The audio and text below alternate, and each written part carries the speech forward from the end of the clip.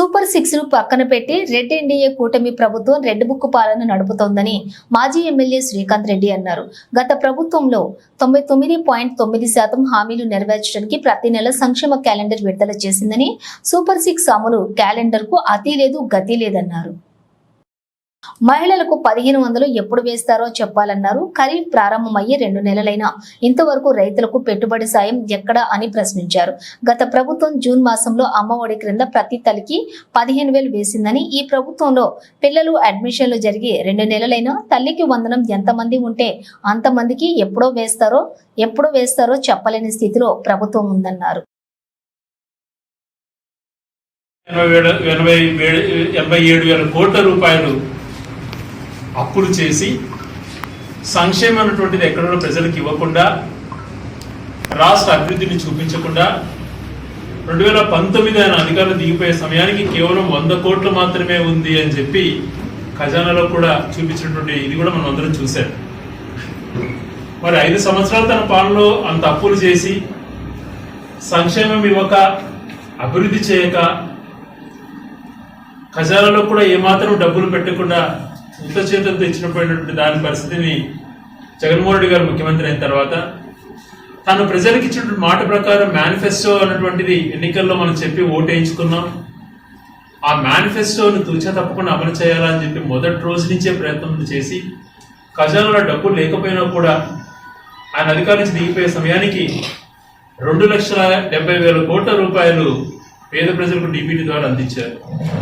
మరి 14 లక్షల కోట్ల పైన అప్పులు చేశారు అని చెప్పి నిందలేసేటువంటి తెలుగుదేశం పార్టీ నాయకులకు ఈరోజు క్లియర్ కట్ గా కనిపించి కేంద్ర ప్రభుత్వం సమాధానం ఇచ్చింది. కేవలం 4,47,000 కోట్లు మాత్రమే ఉన్నాయని. చంద్రబాబు నాయుడు గారి కంటే కూడా అప్పులు తక్కువ చేసి దానికి తగ్గట్టుగా పేద ప్రజలకు సంక్షేమం ఇచ్చి, మరొక పక్కన పోర్టులు అభివృద్ధి చేయడం అయితేనేమి, 17 మెడికల్ కాలేజీలు అయితేనేమి, ప్రతి ఊళ్ళో సచివాలయాలు బిల్డింగ్స్ అయితేనేమి, నాడు నేడు రూపంలో స్కూల్స్ చేయడం అయితేనేమి, నాడు నేడు రూపంలో హాస్పిటల్స్ చేయడం అయితేనేమి, ఇలాంటివి పేద ప్రజలకు కానీ రాష్ట్రానికి ఉపయోగపడే అన్ని కార్యక్రమాలు చేసినా జగన్మోహన్ రెడ్డి గారు ఏమీ చేయలేదు అని చెప్పేటువంటి నిందను వాళ్ళకున్నటువంటి మీడియా పవర్ ద్వారా సృష్టించబడ్డారు, చేయగలిగారు.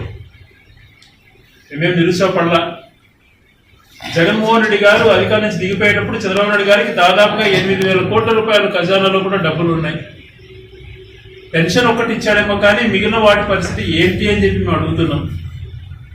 కేవలం నేను శ్వేతపత్రాలు వదులుతున్నాను, ఆ శ్వేతపత్రాల ద్వారా ఏదో జరిగిపోయిందని చెప్పి ఆయన భ్రమపడుతున్నాడు. ఆయన రిలీజ్ చేసినటువంటి శ్వేతపత్రం 4 శ్వేతపత్రాల్లో పోలవరం ఒకటి చెప్పాడు. తను మనసుకు బాధ కలుగుతోంది, ఎన్నెన్నో మాటలు, పెద్ద పెద్ద మాటలు మాట్లాడాడు. పోలవరం గురించి అవగాహన ఉన్న వాళ్ళు ప్రతి ఒక్కరూ కూడా తెలుసుకోవాల్సిన అంశాలు ఈరోజు చాలా ఉన్నాయి. ఆయన 2004 వరకు ముఖ్యమంత్రిగా ఉన్నప్పుడు పోలవరం నిర్మిస్తాము అని చెప్పి పశ్చిమ గోదావరి జిల్లా రైతులు వెళ్తే బయటికి కూడా మీకు బుద్ధి ఉందా, అది ఏమైనా చేసే పనేనా అని మాట్లాడాడు. అటువంటి పరిస్థితులలో గౌరవ రాజశేఖర రెడ్డి గారు దానికి రూపకల్పన చేసి 24 పర్మిషన్స్ లో 23 పైగా పర్మిషన్స్ అన్ని కూడా తీసుకొచ్చి ప్రాజెక్ట్ స్పిల్వే లేట్ అవుతుంది అని చెప్పి ఈరోజు రైట్ కెనాల్, లెఫ్ట్ కెనాల్ పూర్తి చేసి స్థల పరిశీలన, స్థల సేకరణ గాని అన్ని చేసి పనులు మొదలు పెట్టించాడు. దురదృష్టం ఏంటంటే ఆయన 2 సంవత్సరాలు బతుకునింటే అప్పుడే పోలవరం అయిపోయింది 7,000 కోట్లతో. ఆయన చనిపోవడం వల్ల ఎక్కింది. తర్వాత కిరణ్ కుమార్ నిర్లక్ష్యము, రోషయ్య గారి నిర్లక్ష్యము, తర్వాత లాస్ట్ మినిట్స్ లో చంద్రబాబు నాయుడు గారు 2018లో ఆయన మొదలు పెట్టించి ఆయన దిగిపోయే సమయానికి నేను 72% ప్రాజెక్ట్ కట్టానని అంటాడు. మరి 72% ప్రాజెక్ట్ కట్టింటే కేవలం మొండుగొడలుగా ఉన్నటువంటి మెయిన్ గేట్ ప్రాజెక్టులను గేట్లతో సహా అన్ని నిర్మించింది ఎవరు అని చెప్పి మేము ప్రశ్నిస్తున్నాం. ఈరోజు డయాఫ్రామ్ వాళ్ళు కట్ అవడానికి కారకులు ఎవరు అని చెప్పి అడుగుతున్నాం. కాఫర్ డ్యామ్ అన్నటువంటిది ముందే కట్టుకొని కంపెన్సేషన్ ఇచ్చేసి తర్వాత కానీ డయాఫ్రామ్ వాళ్ళు కట్టినంటే నీళ్ళని స్టోరేజ్ చేసుకునే పరిస్థితి ఉండేది. వెనకల బ్యాక్ వాటర్ లో కూడా అక్కడ ఉన్నటువంటి వాళ్ళకు కూడా రిహాబిలిటేషన్ అన్ని కూడా అయిపోయింది. దానిపైన దృష్టి పెట్టకుండా హడావిడిగా నేను ఏదో చేయాలా అని చెప్పేసి ఆ కాఫర్ డ్యామ్ కూడా సగం కట్టి హోల్స్ పెట్టేసేసి డయాఫ్రామ్ వాళ్ళు సరిగా నాణ్యతగా కట్టకపోవడంతో 22 లక్షల క్యూసెక్స్ తో ఫ్లడ్ ఫ్లో వచ్చినప్పుడు దాని కట్టవడం జరిగింది.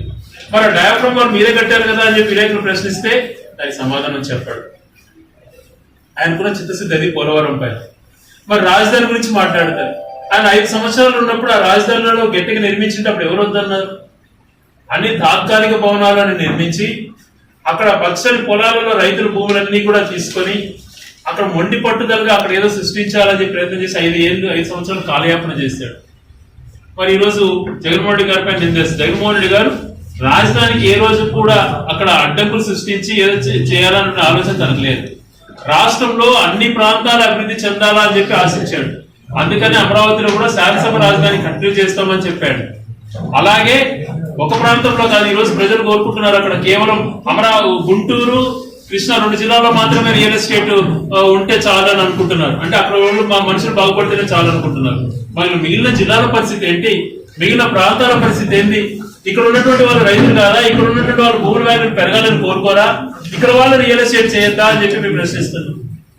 ఇక్కడ పూర్తిగా రియల్ ఎస్టేట్ ఏమాత్రం కూడా పుంజుకోకుండా ఇక్కడ అంతా కూడా వ్యాపారం లేకుండా చేసుకొని కేవలం అక్కడ ఉన్న చుట్టుపక్కల ప్రాంతాలు మాత్రమే అభివృద్ధి చెందాలని ఆలోచన చేయడం ఎంతవరకు శ్రేయస్కరం అని చెప్పి మేము ప్రశ్నిస్తున్నాం.